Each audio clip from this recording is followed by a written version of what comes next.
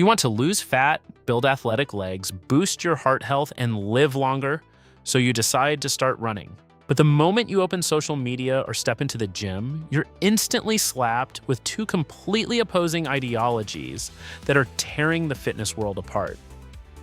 On one side, you have the endurance purists telling you that long, slow jogging is the undisputed king of cardiovascular health and fat burn. On the other side, HIIT fanatics claim that steady-state cardio destroys your muscle mass, ruins your joints, and that short, violent sprints are the only true way to get lean.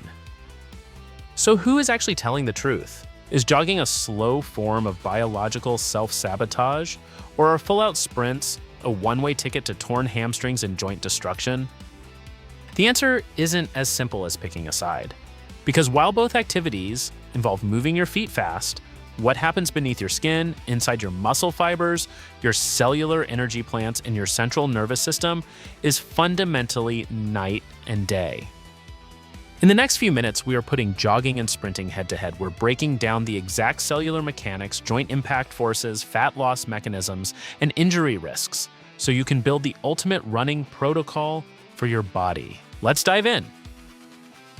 To understand why jogging and sprinting create totally different bodies, we first have to look under the biological hood. Think of your body as a high-performance vehicle equipped with two completely separate engine types. Engine number one, the aerobic system. When you go for a steady, comfortable jog, your body relies almost entirely on type 1 slow-twitch muscle fibers. These fibers are loaded with mitochondria, your cellular power plants, and are designed for extreme efficiency. Using oxygen, your slow-twitch fibers slowly break down stored fat and glucose to produce ATP energy. It's like a reliable diesel truck. It can run smoothly for hours without overheating, consuming minimal fuel and producing almost zero biological waste products. But the second you drop into a 100% full-out sprint, your body violently shifts gears to engine number two, the anaerobic glycolytic system, driven by type 2 fast-twitch muscle fibers. Fast-twitch fibers don't have time to wait for oxygen to arrive. They smash through raw creatine phosphate and muscle glycogen at hyperspeed. This is your Formula One engine. It produces insane amounts of immediate power and force, but it burns through fuel in seconds and floods the muscle with hydrogen ions and lactate. This is why marathon runners look like sleek distance athletes while sprinters look like bodybuilders.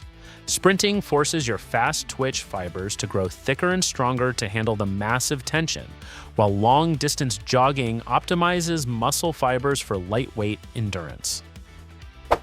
Now let's address the biggest battleground in fitness, fat loss. You've probably heard about the infamous fat burning zone, but is it actually real or is it a complete marketing gimmick?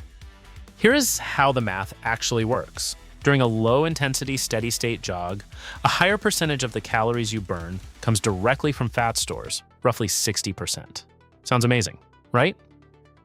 But because the overall intensity is low, the total number of calories burned per minute is relatively small.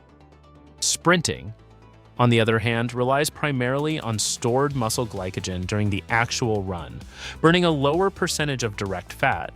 However, because the energy output is astronomical, the total calorie burn per minute is drastically higher.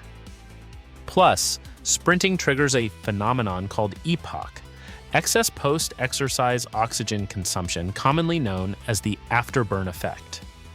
Because maximum sprints shock your central nervous system and disrupt cellular homeostasis, your body has to work overtime for 12 to 24 hours post-workout just to replenish energy stores, clear lactate, and repair muscle tissue.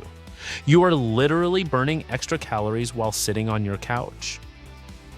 But here is where the fairy tale of sprinting hits a concrete wall: structural sustainability and joint impact forces. When you jog at a moderate pace, every single foot strike sends an impact force equal to roughly 2 to 3 times your total body weight up through your ankles, shins, knees, and hips.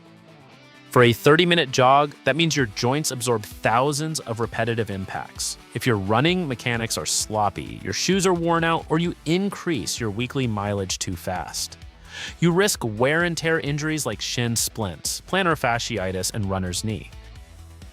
But sprinting is an entirely different beast.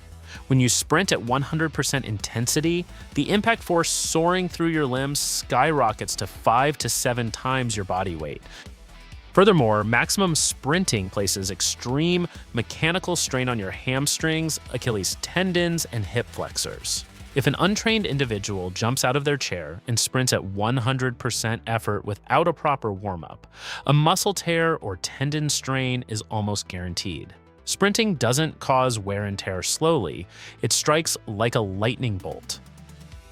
So how do we weigh the options? Let's look at the direct pros and cons before we build your personalized training blueprint. Jogging wins on accessibility, cardiovascular base building, and mental stress relief. It builds a bulletproof heart and conditions your connective tissue over time, but requires a significant time investment and carries repetitive stress risks. Sprinting wins on time efficiency, fast twitch muscle activation, and metabolic conditioning. You can get an elite workout in under 15 minutes. But the barrier to entry is high, and the risk of acute injury is serious if you ignore proper progression. Stop viewing this as an either-or debate. The smartest athletes on the planet don't choose between jogging and sprinting, they strategically combine both using the 80-20 rule. Here is your exact step-by-step action plan to maximize fat loss, build muscle, and keep your joints pain-free for life. Step 1.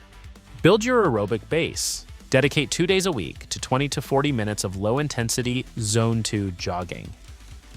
You should be able to hold a full conversation while running.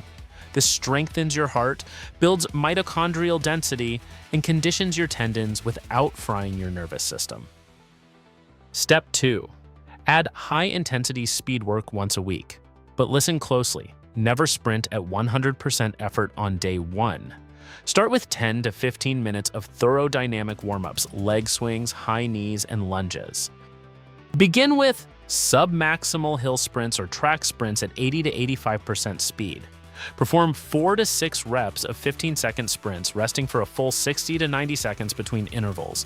This triggers the maximum EPOC afterburn and fast twitch activation while keeping your hamstrings completely safe.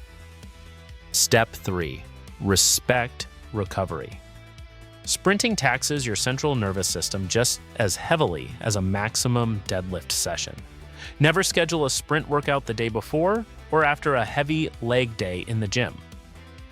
If this video gave you absolute clarity on how to structure your running routine, hit that like button, share it with a running partner, and subscribe to the Nutrient Doodler for science-backed fitness breakdowns. Are you a distance runner or a sprinter at heart? Drop your favorite routine in the comments below. Stay smart with your training, and I'll see you in the next episode.